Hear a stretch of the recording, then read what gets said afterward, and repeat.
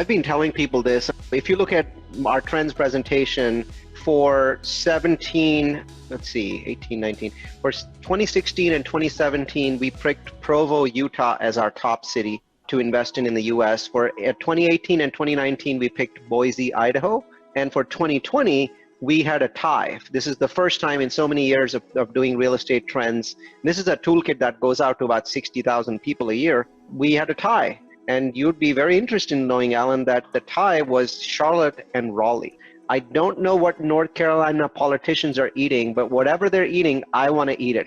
Because so much is going right for North Carolina at this point. Raleigh, Durham, Asheville, Salem, Winston-Salem, so many areas where the numbers, the fundamentals are strengthening all at the same time, which is unusual because most of the time, if you look at any state, 2 or 3 cities have strengthening fundamentals and then 2 or 3 have declining fundamentals. But at this point, there actually isn't a major city in North Carolina that is not strengthening. And obviously, COVID has interrupted that there's no getting around that.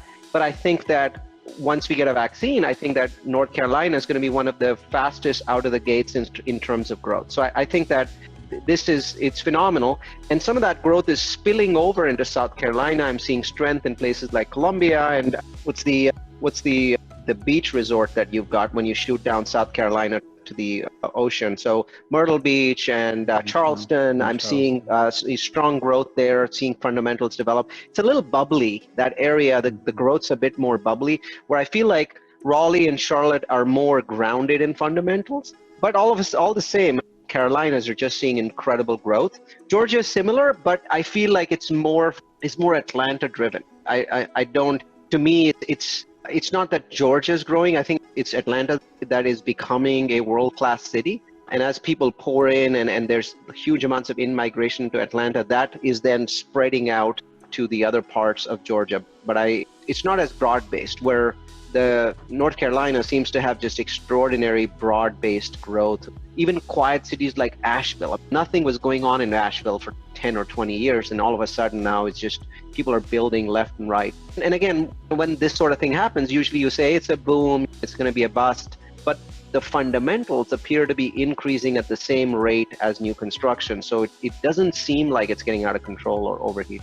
Usually for Winston-Salem to have compression benefits, it would need to be about an hour from one of the 2 cities and then about 2 hours from the other. So, for example, Lakeland is a compression city that I talk about often in Florida. Lakeland's about an hour from Tampa and about 50 minutes from Orlando. So it's being compressed from both sides. To me, Winston-Salem's a little bit too far from Raleigh and definitely too far from Charlotte to be considered a compression city. So whatever's going on there is probably based on their own fundamentals, not necessarily based on what is happening. Obviously, there's some all ships rising effect when the whole state is moving up, but not from a compression methodology. I wouldn't say that.